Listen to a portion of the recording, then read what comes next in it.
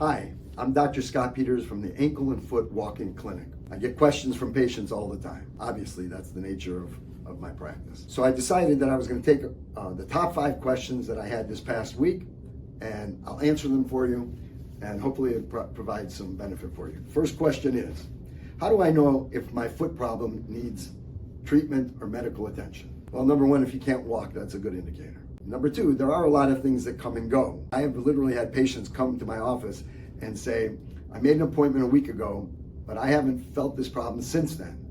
Do you think I still have the problem? Now, in that situation, you could probably answer the question as well as I could, but when it's you and you're worried about something, you don't know. But many problems are transient. They come and they go. So if you have a problem that's causing you pain in your feet or your ankles, and it's lasting for 3 or 4 days, and it's not getting better, or it's getting worse, obviously you need to do something. So you can come see me. Or we just launched a virtual clinic. You can see me and have a virtual appointment with me, and we can talk about it and see if you actually need to be seen or treated. But anything that's lasting for several days, or it's limiting your function, it's something that needs to be dealt with. Next question, what are corns and calluses, and how can I prevent them? All right, so corns and calluses, basically the same entity. They're caused by an increase in friction or pressure. So for example, get my handy dandy foot model here. So let's say you have a hammer toe, which is a toe that's no longer laying straight. So this is likely to rub on the top of the shoe. When it does, the skin has a defense mechanism where it lays down more skin in that area to protect it. That causes the callus or the corn. How can you prevent it? The single most common reason for it is the shoe gear we choose. There's pressure and friction on the toes or on the sides of the foot, and that causes the callus to form, and a lot of times those become painful.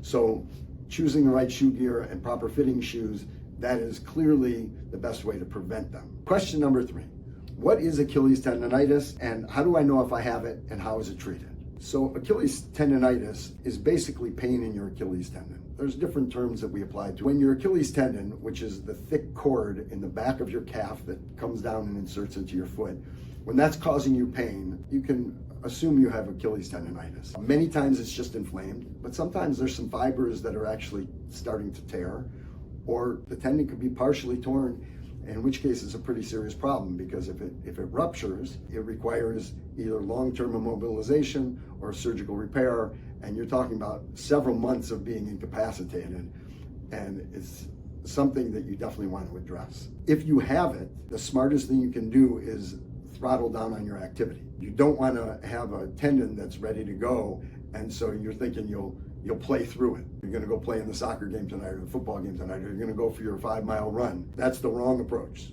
A better approach would be to put some ice on it, stay off it, give it some rest. If you're not sure, you can reach me at our virtual clinic and we can just talk about it, and I can give you some advice. It might be necessary for you to be seen by the doctor, so you can make an appointment to come in, and we'll address it. But you need to address it properly, because it can be a catastrophic event.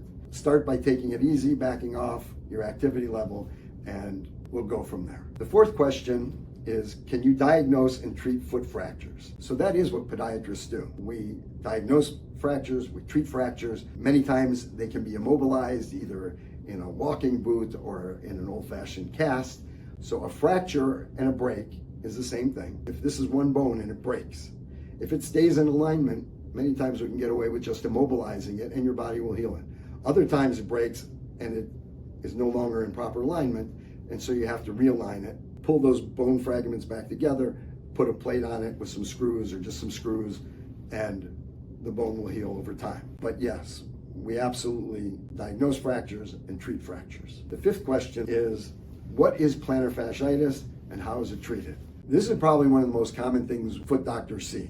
It is an extremely common condition. In lay terms, it's pain in the bottom of your foot. Usually it is under the heel and extends through the arch of the foot. When a person has plantar fasciitis, he wakes up in the morning, or she wakes up in the morning and finds that they can barely step down. There's so much pain when they step down. That's a hallmark feature of plantar fasciitis, but it doesn't guarantee that that's what the diagnosis is. Conventional wisdom says that it's inflammation of this ligament. It responds very well to anti-inflammatories and to icing. The biggest problem with plantar fasciitis is that it starts at our heel, and the first thing to strike the ground every time we take a step is that heel. And so it doesn't really get a chance to recover. It starts to repair overnight when we go to sleep, and when we stand up in the morning, we undo everything that has been doing all night long, and that's one of the reasons why it tends to hurt so much in the morning. There are many ways to treat it. Like I said, you can apply ice to it.